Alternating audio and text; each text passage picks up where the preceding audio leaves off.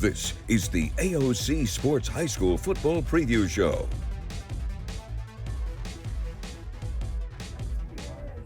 We are a month into the season here on Friday Night Rivals, and we're back here at AOC for our preview show. I'm Jim Cox, Dan Brennan, as we get ready for our matchup tonight. 6A Region 1 battle between a couple of unbeaten teams in the region. Number 3, Saraland playing host to Spanish Fort. We'll talk about that game coming up here in a few minutes. Dan, last week, we didn't really know what to expect.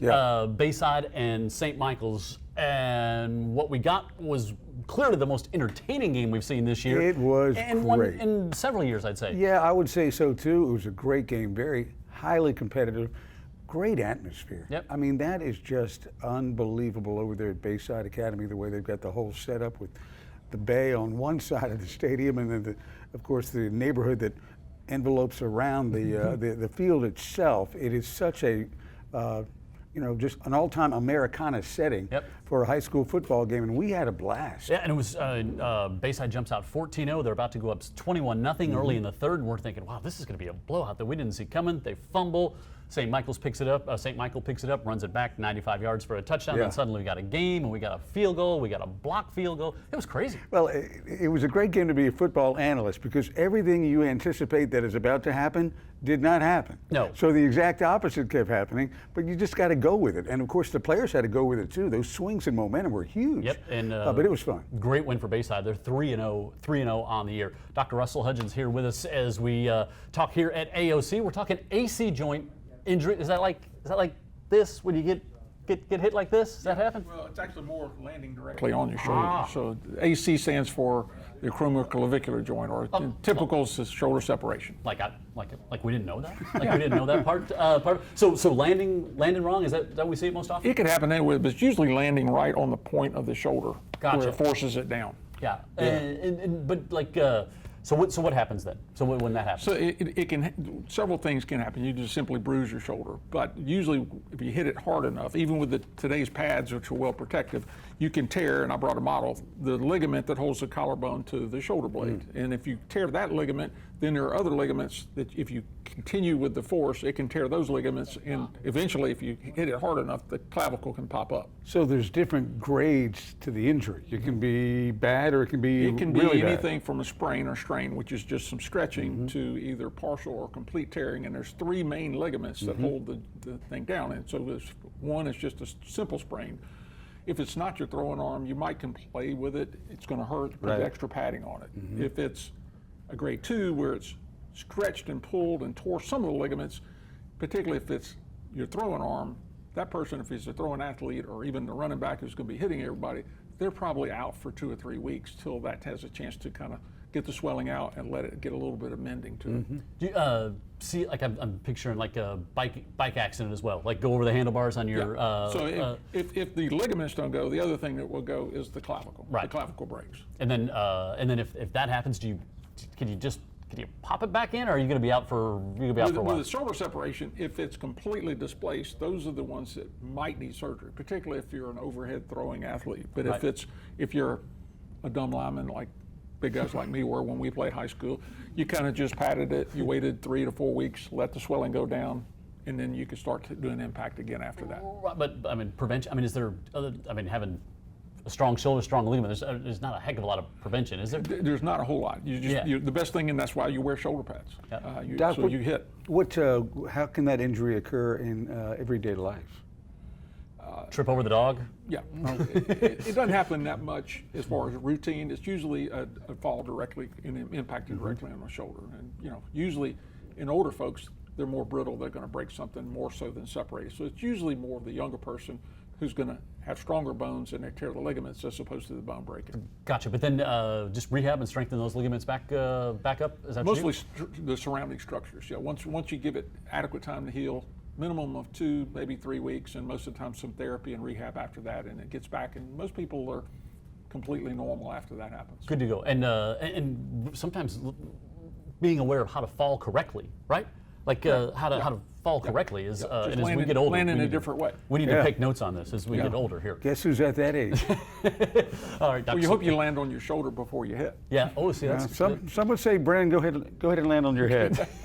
take your chances with that. All right, so don't fall. That's the big takeaway. Yeah. Don't fall. Yeah. Right. We don't want to fall. Doc, good seeing you again. You took a way back, right? Wait, like I don't know, 25 years probably with the kids, right? Yeah, a long time ago. Good. Wow. And you've not broken your No. in all those years. Good. I've only seen him socially. Follow the advice. All right, we get ready for a big 6A Region 1 matchup. We knew coming into the season this was going to be the region that we would be talking a lot about during the year and doing a lot of games in this region. And we've got a big one coming up tonight as we've got Spanish Fort taking on Saraland. We'll talk with Chase Smith, the head coach of the Toros, and Jake Godfrey, who we talked about so much in week 2 on the broadcast. Coming up right after this.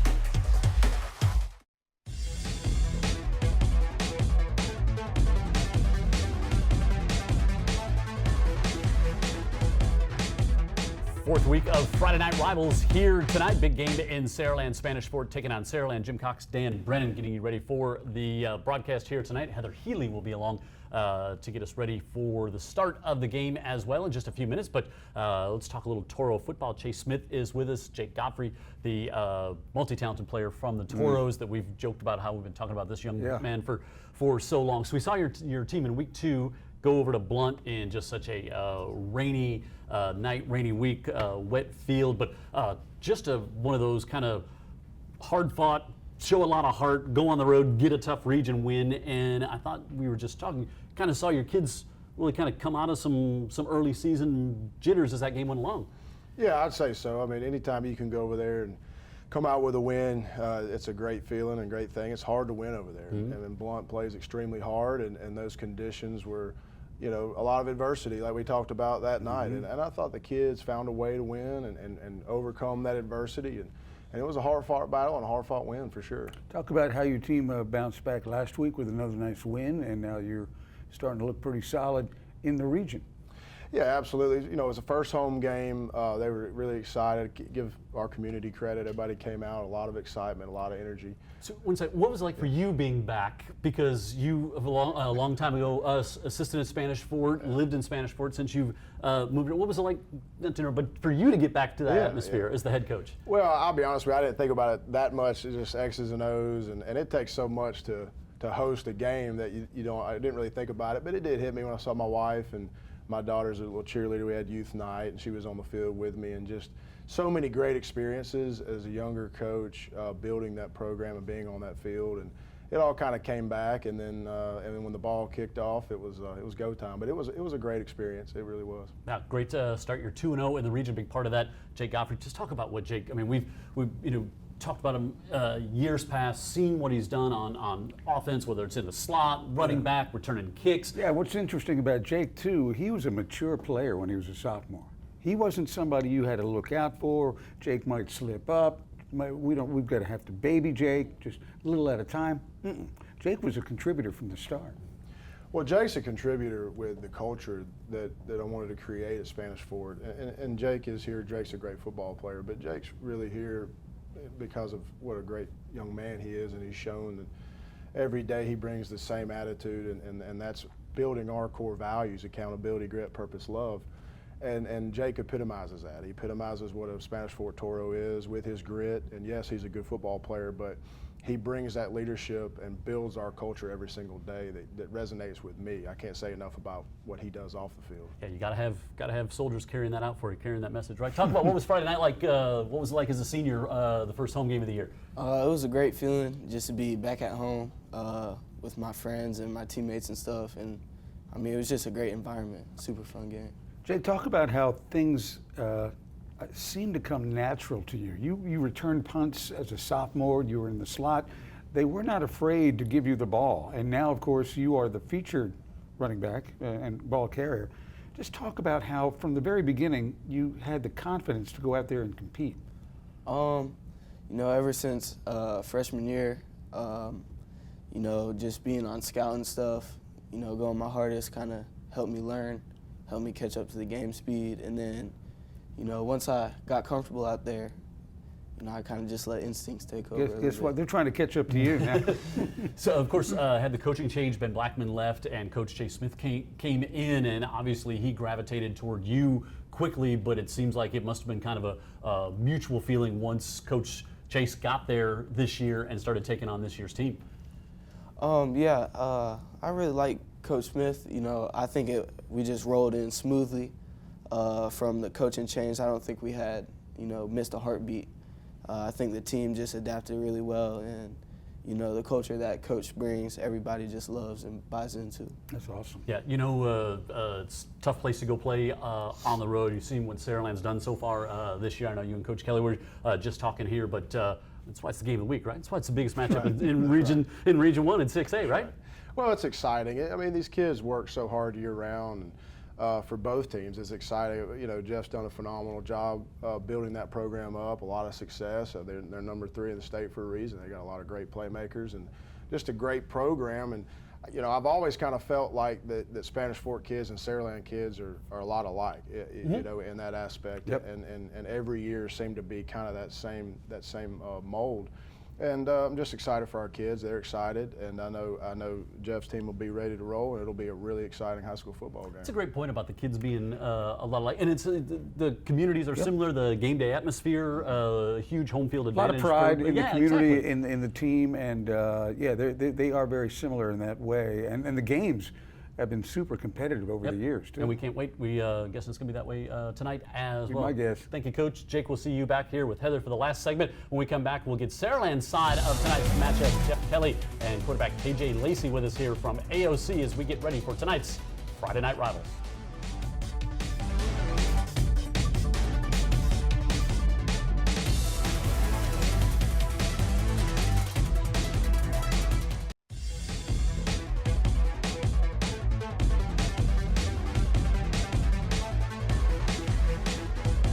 Friday Night Rivals going to be a good one tonight up in Saraland. Spanish Fort taking on Saraland. We saw Spanish Fort in week 2. We saw Saraland in week 1 with their win over Daphne. Jeff Kelly, the head coach of the Spartans, and KJ Lacey, the quarterback of the Spartans. And Jeff, talking to you before that week 1 matchup, you were telling Dan and I, said, boy, you know, we are young. We are young, and a little bit like we talked about with Chase, seeing some of those young kids grow up kind of after the first quarter in that week 1 game. It was almost like really starting to see some of those kids grow up in week 1 for you.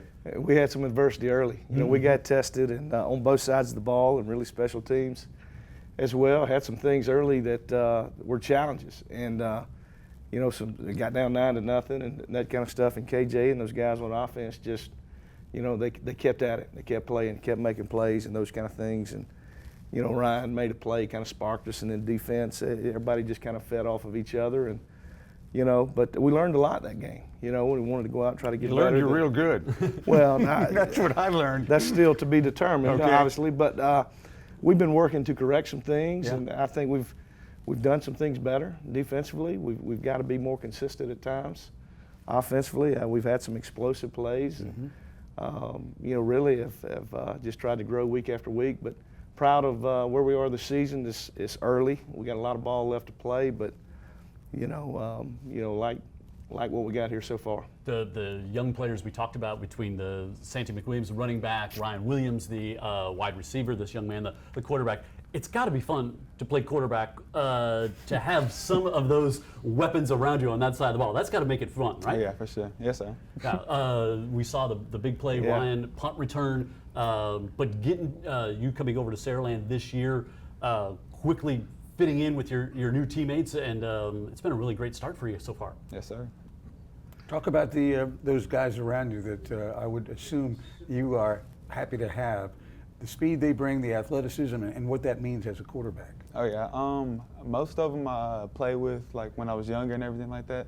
Park ball, played against everybody that I play with. I had a little bit of chemistry with like CD and Ryan and everything. Yeah. Brought them over like 7-on-7 for a little bit. We got our chemistry, worked all summer, everything like that. It's just, I'm grateful to have all of them around me. Yeah, It's been interesting. You see in our 3 games, just those couple of guys. The first game, Ryan had a big game, receiving, had a lot of catches. Second game, Mike Smith came in and had a couple touchdowns, a big last week it was CD, and so it just those guys have been able to step up and make plays, and it's been kind of somebody different every week, and that's what we got to keep doing. What grade is Smith?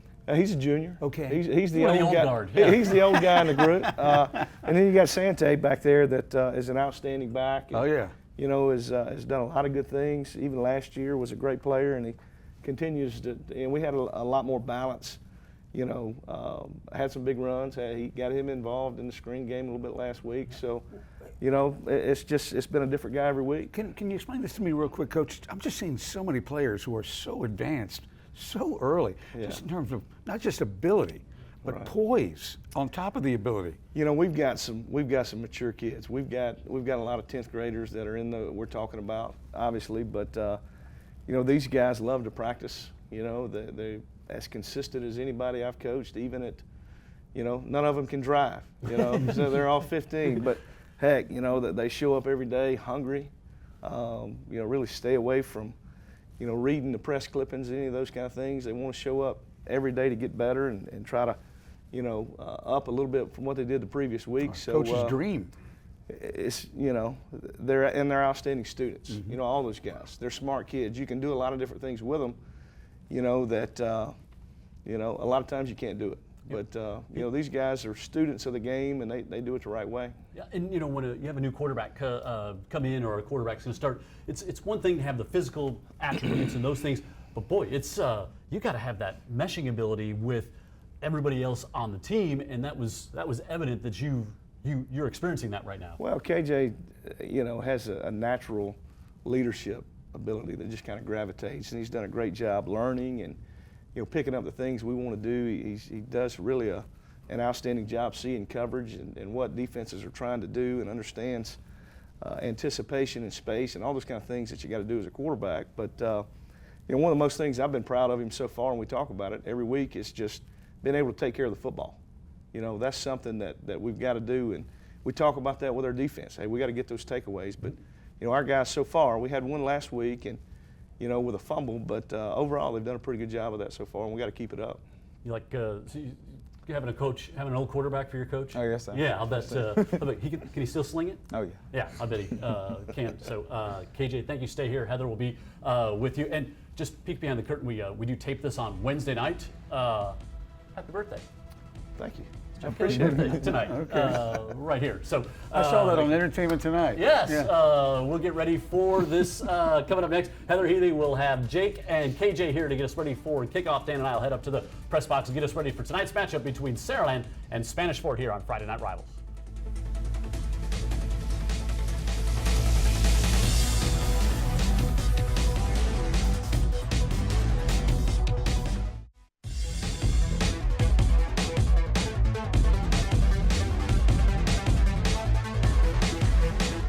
Welcome back, everybody, to the high school football preview show. Heather Healy here. Before we get to our two players and have a little fun with them, it's time to have a little fun with our Wendy's Giant of the Week. And a congratulations, a huge order to Caden Creel, a senior quarterback for Fairhope High School, this week's Wendy's Giant of the Week. Do you want to be this week's Wendy's Giant of the Week? If you're a junior or a senior who plays on the football team at any of the high schools in our Alabama viewing area, well, guess what? You could win. Log on to utv44.com and click on the contest page to be entered for a Wendy's Giant of the Week prize pack. Pretty cool prize pack. Rules and regulations, of course, do apply. All right, Jake Godfrey, Spanish Fort, KJ Lacey from Saraland. It is so great to have both of you. You are a huge talk here for Friday Night Rivals. Let's start with Mr. Sophomore over here.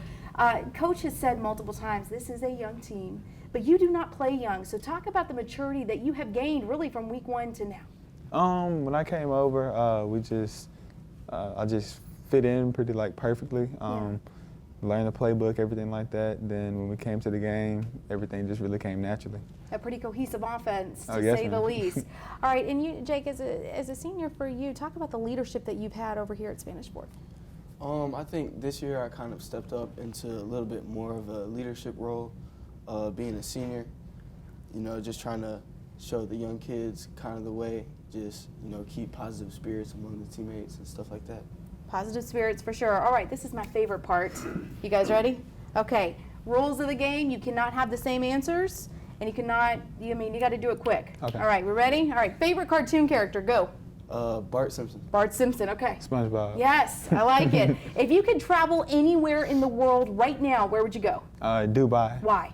I just like, it looks really nice. Yeah. Yeah. Fiji. Fiji, why Fiji? I've seen cool pictures on the internet. Okay, so that's where you want to go. Okay, so I'm 99.9% sure we'll be playing in rain this evening. Again, this is a pre-recorded show, so a couple days out, 99% sure it's going to happen. What's your favorite part about playing in the rain? I like to slide through the water. Do you really? You're not scared of injury or anything like that? No, that's fun. Okay, all right, what about you? Just like adjusting to it and like how many footballs we go through a night. Can you really adjust to it? Yeah. Okay, all right. I cannot, and I'm on that sideline all 4 quarters. All right, favorite zoo animal? A tiger. Why a tiger? They're just like, they're really Fierce? fierce. There Okay. we go. That's What a good about, word. what's yours? Probably an elephant. Why an elephant? Just because they're so much bigger than like you would think when you see them in person. That's very true. Earlier you said hippo. Why the change? Felt like an elephant was bigger. Okay. Okay, if I gave you guys a dessert right now, what would be your favorite dessert? Probably chocolate cake. Okay. Are you a baker? Do you make it yourself? No, but my mom makes good chocolate Your mom cake. makes good chocolate cake. What about you?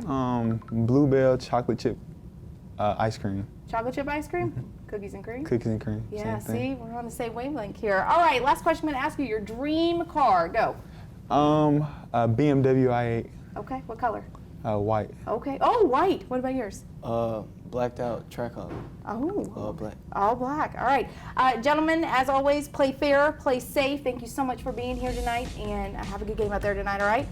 All right, Jim and Dan are up in the press box. We will meet with them in just a few seconds. Thank you so much for watching, and we'll be here for kickoff.